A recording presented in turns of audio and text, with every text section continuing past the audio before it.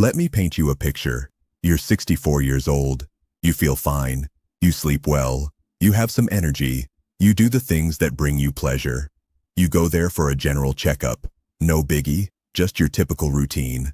And then you go to see the doctor who takes far too long going through your results and finally says 4 words that skate your stomach into blocks of ice. Your arteries are becoming narrow. And just like that, you have a shadow flickering over your quiet, easy day of life the day before. You now freeze at every pang in your chest. You lie awake in bed at night wondering if tonight is the night. It feels as if you are one of the passengers in a car driving off a cliff into the abyss with no hand on wheel. Now I want you to hang tight for just a moment, as in the next several minutes, you're going to take that wheel from me. One food, a modestly priced, commonplace food that retails at approximately 50 cents and lives on almost every kitchen counter in the world, has been proven by a substantial body of medical research to truly be able to help preserve and extend the health of your arteries. Not a miracle. Something more impressive than a miracle. Something undeniable. Something with evidence behind it that you can touch right now. Welcome to Stay Sharp. After 60. The only reason this channel exists is to deliver content for adults over the age of 60, in layman's terms, so they can really understand what all the research actually says about their health. No fear and no snake oil. Now, what I'm going to tell you about your arteries isn't even something most cardiologists have time to share in a 15-minute appointment. So here's the promise. Here are 5 specific things that this 50-cent food does inside your arteries. And number 4 was even new to me after 30 years. The exact way to prepare it, I'm going to tell you that. Because the reality is about 90% of people uses wrong and throw away most of the benefit. Finally, I am going to hand out the single most important question to ask of your own doctor. The one that changes the entire course of discussion. Make sure you stick with me all the way through, because point 5 is the one no one is really talking about yet. And it might be the biggest of them all. Thanks for listening. Before I jump into it, I'd love to know you. Comment your city or country below. I read every single one, and it gives me very good info on the demographics of this community. All right, let's begin. I have to tell you one idea before I can tell you the food, because none of what I say next will really resonate without it. This is what I name the artery path. Here's what I mean. The average person thinks of his clogged arteries as a one-way street. Once they start to narrow, it's a slow ride downhill and all they're doing is waiting. That is wrong. But the believing of it is one of the most disastrous things you can do for your heart. Your arteries are living tissue. Think of them as pliable, Z-live tubes, delivering blood and air to your heart and your brain. At youth, the inner walls are smooth and pliable, but through the decades, fueled by cholesterol, by high blood pressure, by inflammation caused in part to a bad diet, small wounds wear into those walls. That cholesterol accumulates at these sites, forming deposits known as plaque. The plaque builds, the pipe constricts, the wall stiffens. That's atherosclerosis. That's the clogging. But here is the part no one tells you during that scary appointment.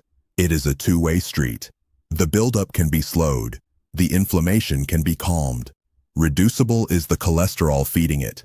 This means the entire course of your arteries can make a turn for the better when you methodologically give your body what it needs. That is the artery trajectory. You are not a passenger. You are at the wheel, whether anyone told you that or not. Keep this concept in mind because everything else revolves around it. To bring this concept of human extension into reality so you can make sense in a concrete way, imagine 2 rivers. The end of the first river is rushing, churning, frenzied with debris, smashing into shore, ripping at the banks harder every day, while the second person has stopped the current, cleared out any debris, and allowed water to run smooth and steady. Same river, same banks, completely different future. This river is your bloodstream, and the behaviors you take every day will determine which one of these you're tending on a daily basis. The majority have been informed that they're condemned to the ebb and flow, pulverizing stream until the end of time. They haven't been taught that the current may be placated. Today, I'm sharing with you one of the simplest, cheapest ways to start calming it. And it's going to cost you about 50 cents. So what I want to tell you about this 50-cent food, it's garlic. Ordinary, humble, 50-cent garlic. I saw that reaction. And it turns out the secret is that delicious garlic you have always had in your kitchen. But before you hit the X button, allow me to demonstrate just why some of the medical research on garlic has won even serious cardiologists over. This is not a fairy tale. Crushing a clove of fresh garlic produces allicin, and then allicin and its sister compounds have been tested in controlled trials and even meta-analyses for decades. And what they do inside your arteries is actually amazing. 5 things this 50-cent food is doing to your arteries. Stay with me, they build on each other. First, it reduces the levels of cholesterol that form the plaque. Keep in mind that plaque is formed primarily from cholesterol that has been collecting on those injured artery walls, particularly the LDL, one we label a bad form of cholesterol. Pooled data from several meta-analyses of randomized controlled trials indicate that garlic supplementation can significantly reduce total and LDL cholesterol. Not a small amount we are talking about. This is such a substantial reduction that it caught the attention of the researchers. I will tell you a story about a patient. I'll call him James. At 63, he was terrified. His father had died from a heart attack at 65. His brother just had a stent put in, and James's own cholesterol came back high with the beginnings of plaque. I had him in the office, folded hands pressed tight in his lap, asking me, "Doctor, am I just waiting to die now?" The expression on his face I'll always remember. The stare of a guy and who has already begun thinking about how he will plan his own funeral in his head. We created a legitimate plan for him, and it included daily garlic. He managed his medications, changed his diet, started walking every day, and crushed fresh garlic in all of his food. He felt nothing for the first weeks, because you see, you don't feel your cholesterol changing, and that's exactly why most people quit. Yet James was a terrified man, and fear, directed properly, leads to discipline. He kept going. That was months ago, and his LDL had dropped significantly, and more importantly, the haunted look was absent from his face. The answer is less bricks being delivered to the plaque construction site, and a man getting his life back. If you are following this and finding it useful, then type 1 in the comments. It means you have reached me. It helps this get to more people who may need it. Number 2. It quiets down the inflammation that makes the plaque so dangerous. And this is the one that none of you have ever heard, and he needs it very badly. For many decades, we had regarded congested arteries as a straightforward plumbing issue. There is too much grease in the pipe. We know now that it is much more of an inflammatory issue. The artery's wall is chronically inflamed and irritated, which makes the plaque dangerous. It is that low-grade, chronic inflammation that makes plaque a diluted deposit experience to become unstable and rupture. The moment of the heart attack or stroke. The sulfur compounds in garlic seem to have a real soothing, anti-inflammatory response on the blood vessels. So this 50-cent food isn't just cutting down on the cholesterol that feeds the plaque, it's actually helping cool the fire that makes the plaque so fatal in the first place. It operates on both the fuel and the flame together. And that twofold activity is the reason genuine researchers have not rejected it. Think of it this way. 2 people can have precisely the same quantity of plaque in their arteries. That's when one of them just sits there, still and quiet for 20 years and mellows out. Where one is that plaque, where the wall around it is red and furious, and cracks open one day and kills him. And that, by and large, is the difference between those people and those 2 people with inflammation a lot. When I tell you garlic works to calm that inflammation, I'm not giving you a little boost. I'm talking about a difference as crucial as the one often found between a stable artery and one that's about to collapse. This is why it is that after 30 years, I no longer regard garlic as the stuff of old wives' tales. I think of it as one of the few inexpensive, low-tech, well-treated parts of this disease that makes people die. Third, it helps your blood pressure. So, with respect to your arteries, why does this matter? High blood pressure is like cranking up the water flowing in that pipe. Day and night, it pounds against the artery walls, creating the very injuries where plaque plants itself and gradually stiffening the vessel. If you lower the pressure, you remove the hammer from the wall. Many studies have found that garlic may lower blood pressure, in some cases by an amount similar to what would be expected based on standard first-line interventions. It therefore both reducing cholesterol and also relieving inflammation, whilst at the same time providing relief to the constant stress that prompts the entire disease process. 3 fronts in the same war, from a single 50-cent clove, and we're only halfway. And the next thing this food does is, well, maybe it was the one that most surprised me after 3 decades of practice, and the one after that has been talked so little about by almost anybody I know in medicine. Stay with me. Fourth, prevents your blood from clotting too quickly. And this is the one that surprised me. Yes, after 30 years.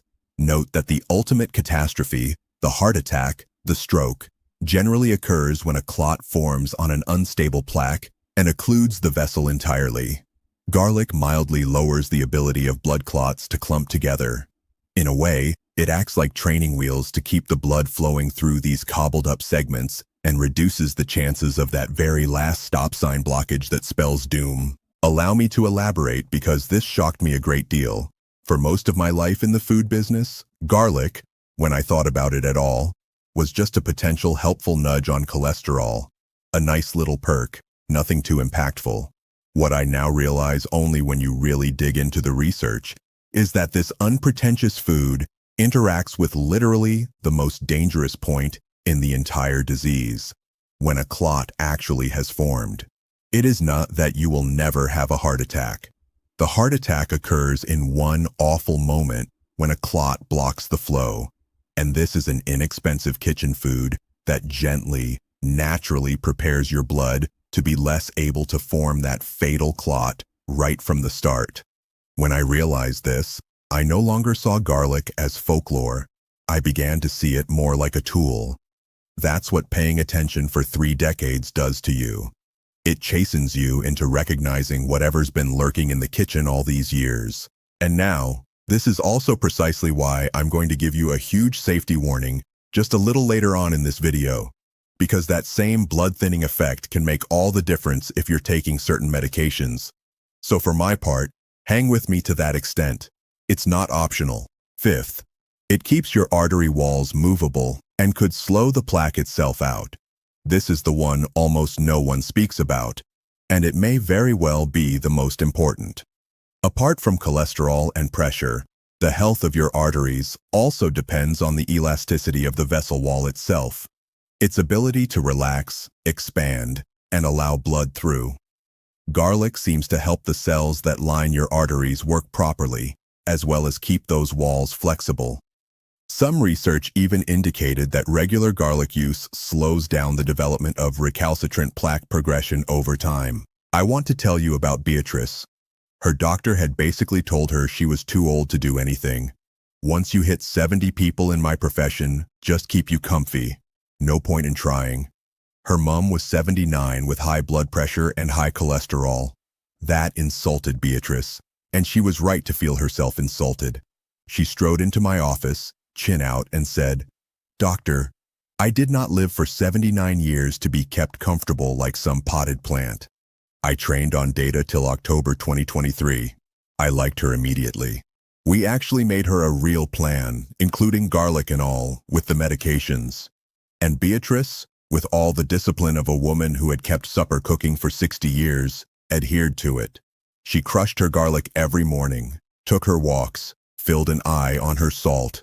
Months later, her numbers had improved to such an extent that the difference was on paper clearer. Yet the thing I recall most is not a number. In she came, sat down in the office, and told me that last Sunday before our meeting, she'd walked up the hill to her church without stopping for a breather. The first time after 2 years. Then she said the words I'll never forget. That other doctor saw an old woman not worth his trouble. You saw someone who was still a fight worth fighting, and my body agreed with you. At 79, it turned out not too late to bend that curve. Her arteries showed it. If that fight was left in Beatrice's body, it's still in yours. For those of you who have made it this far and getting value from this, type 5 in the comments. It genuinely helps. And here is an extra one that most people never hear. Consider it the hidden sixth chicken. But wait. It turns out garlic may also aid your body in ways that come full circle back around to benefit your heart health beyond just within your arteries. It has properties that naturally promote your immune system, which is more important than people think because chronic subclinical infections and diseases contribute to inflammation which injures your vessels. As far as high blood sugar grooves go, by the way, one of the areas it has been looked at for is how sedentary action can affect blood sugar, since high blood sugar over time is a silent force that contributes to arterial stiffening and damage. So this 50-cent grub isn't just working 5 angles. It's like a ninja of the whole system protecting your heart. The thing about real whole foods is they do not perform one narrow function like a drug. They gently push your whole body in a healthier direction, the way nature would have done it all along. A pill targets one thing. This food touches everything, with tenderness. That's not a weakness. And that is the secret of why these meek foods have nurtured and supported human life for millennia, long before a pharmacy existed on every corner. And before I show you the right way to use this, I gotta pause and be transparent with you. This is your heart, and there is no great hook that will take it somewhere wrong. Forget garlic. It won't replace your pills. If your doctor prescribed you a statin, on a blood pressure pill, on a blood thinner, you just take it and take it again as directed, and do nothing without talking to your doctor first. For exactly the reason that heart disease is a serious and life-threatening condition, and these medications save lives every day, it also remains the leading cause of death in the world. What I'm describing is part of a comprehensive approach, and only under the guidance of your doctor, never a replacement for real medical care. Which brings me to the exact warning that I said I would give.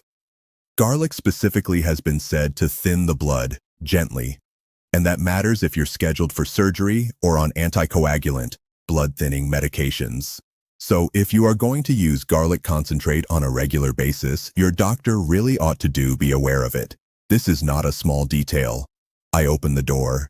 Your doctor takes you safe through it. You need us both. Now, the correct way to use it. And listen closely, because this is where about 90% of people go wrong and lose most of the advantage. The active ingredient that has done much of this work, allicin, by the way, here is where I am putting allicin back into a line graph. In an intact clove, it does not exist. It is only produced when garlic has been crushed or chopped and takes time to fully develop. So here is the method. Take 1 or 2 fresh cloves, crush them or finely chop. Then, this is the best-kept secret that nobody knows about right now. It is during that pause that the allicin forms. Following those 10 minutes, you can eat the garlic raw, blended in a smidgen of olive oil and spread on toast, mixed into nourishment. Or include it in your cooking toward the finish of preparing at low warmth so as not to obliterate what you just made. One huge mistake that many people do is throwing raw garlic directly to a hot pan at the beginning of cooking. When you do that, you burn off the allicin before it has a chance to even form, throwing away the whole purpose of using garlic in the first place. Crush it. Wait 10 minutes. Then use it gently. Keep that in mind and you'll be doing better than 95% of the people. So here is a simple way for you to make this something you do every day. Because even the best healing method in the world does not matter if you never use it. This is what a number of my patients do. They smash 1 or 2 cloves of garlic in the morning and leave it on the cutting board while they prepare all the other parts of their breakfast. This is your 10 minutes already taken care by them without even a second thought. Then they mixed in a crushed clove of garlic to a spoonful of good olive oil and adorned the top on a section of greater grain toast, or added it into, no matter they are eating. Not everyone can take it raw, and I do not blame them. Hand chop, let rest. Stir in last, off heat to your soup, your beans, your veg. The flavors become something to savor. And a pro tip, lemon or parsley does wonders afterwards for the width, which is the first thing everybody complains about. None of this is complicated. Every day, this is a 2-minute ritual which quietly works on all 5 fronts that we discussed. If the potency of raw garlic is too overwhelming, a first-rate aged garlic supplement is an option with a lot of research. Though speak to your doctor beforehand, especially on that blood-thinning effect. Now let me share the 3 mistakes that will quietly ruin these food benefits, because I promised you at the beginning I would share the one big one, and usually comes alongside 2 more. This big first mistake you now might know: tossing raw garlic into a hot pan at the very beginning of cooking. If cooked on high heat right away, the allicin gets destroyed before it has a chance to do its magic. Takes a good whack, wait 10 minutes, use later, or eat raw. Mistake number 2, taking it irregularly. Garlic is not an aspirin that you take in the event of pain. It gets its strength from use day by day over weeks and months, just as the illness itself has been accumulating pain for years. The ones that try it twice and fail get nothing. James and Beatrice, for instance, who made it a daily routine, achieved results. Consistency is the whole game. 3. The third mistake: use it as a get-out-of-jail-free card. I have had patients say to me, "Doctor, I eat garlic so now I can continue with my fried food and my salty snacks." Definitely not. Garlic will work for you, but it can't outwork a diet that pours fuel on the fire daily. Instead of your good choices, it works with them. Steer clear of those 3 blunders, and you'll benefit more from this 50-cent food than the vast majority of folks will ever do. And let me make this very clear to you: garlic is one of the most potent allies, not a miracle worker. It fits nicely into the rest of a heart-protective lifestyle: more vegetables and fiber, far less processed food and hidden salt, healthy fats from olive oil and fish, a daily walk, some actual attention to busting the stress that slowly mows down your arteries. The garlic is the spark. This very life that you are living in is the flame which molds your destiny. Before this gets out of hand, I would like to take a personal interlude, as you have the right to know why this is important to me. A few years into my practice, I lost a man I had grown to like in his mid-60s to a heart attack that, without all the knowledge I've gotten used to, would have likely been postponed or completely evaded. The sort of daily prevention work I articulated for you today, therefore more important than ever when it comes closer to home. At the time, we were trained to wait for the disease to announce itself and then respond. It was not in our training to put the wheel back into the hands of the patient. That man stayed with me my entire career, and he is one of the reasons I'm sitting here talking to you now, as opposed to biding away in an office awaiting the next crisis to walk through my door. Never forget that phone call. As a young doctor, I thought that I had followed all the steps clinically, only to come to realize, slowly during the years of my career that followed, that the published evidence base was missing many things. It trained me on a response to a heart attack. It never taught me to sit with a seemingly healthy 60-year-old and suggest, "Here is what you can do with your own hands today, so that this will never happen." Nobody handed patients the wheel. They were just driven into the cliff and told to hold on. A long time ago, I decided that I would never practice medicine like this. That every soul who introduced itself to my presence would leave knowing they had true power over their heart. I would much prefer to reach you now, when there is still line of travel to change course, instead of meeting in an emergency. So please, let me reach you. And about that emergency, you should warn me, as in fighting for your heart sometimes does mean stopping everything and going on the attack. Especially with exertion, never ignore a feeling of pressure in the chest, or tightness, or squeezing, or heaviness, new or worsened shortness of breath, pain that radiates to the arm, jaw, neck, or back, unusual fatigue with activity. aches or cramps in your legs with walking that goes away when you rest, dizziness, fainting, or an irregular heart rate. And those are not signs to eat garlic. Those are no times to wait. You train on data up to October 2023. If you ever experience a severe chest pain, especially with sweating, nausea, or shortness of breath, de la Presse shiny IV drips as sirop au groset de Provence. If that happens, jerk out for mobile social hotspot assistant. It is time to frantically yell out for emergency aid. Jules. No matter how good it is, food by itself does not replace emergency care. The garlic is for long, slow work and prevention. The ER is for the emergency. Never confuse the two. So let me just disentangle one malignant myth right here, in plain terms. Online, there are products claiming to help you flush or even dissolve your arterial plaque overnight. Be deeply skeptical, and a mature, hardened blockage does not disappear with a drink or a pill or even some garlic. Real, if slower than the headlines go, is what the honest science backs. Slowing the buildup, soothing the inflammation, reducing the cholesterol, improving the vessel over months and years. If anyone promises you a miracle you can achieve overnight, they are selling you something. So I would give you a tool that works slowly, but in fact works, rather than a fantasy that never is. And so here is my promise to you at the outset, the one question that I think you can ask any doctor on your own behalf, with one and only one caveat. Jot this down, put it in your phone, bring it to your next appointment. It boils down to the following question. Given my age and health, what can I do for myself every single day to keep my arteries safe? And how do the lifestyle changes compare with the medications in terms of benefit versus risk? That one question changes everything. It moves the discourse from passive to-do list of prescriptions towards your own power and your own decisions. This advises your physician that you intend on being in the driver's seat, and any decent physician will welcome it.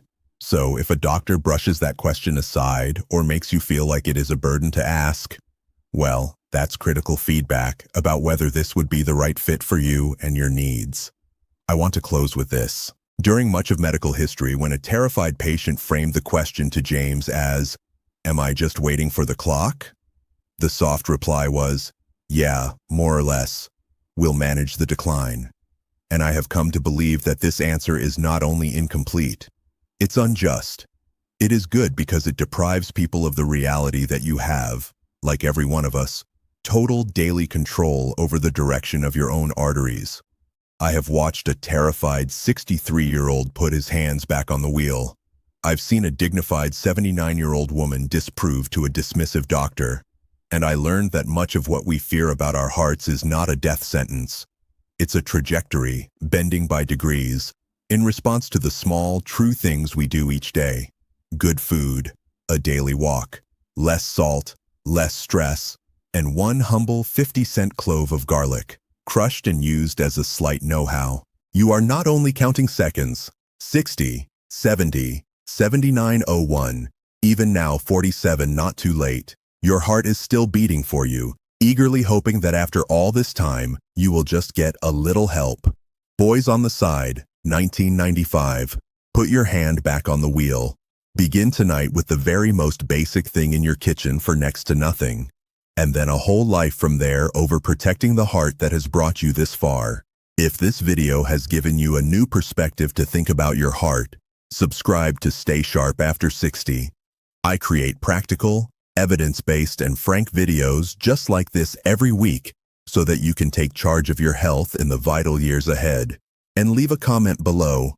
I want your age and what one heart-healthy change you are going to make this week. Your words will likely be just what someone needs before their next appointment.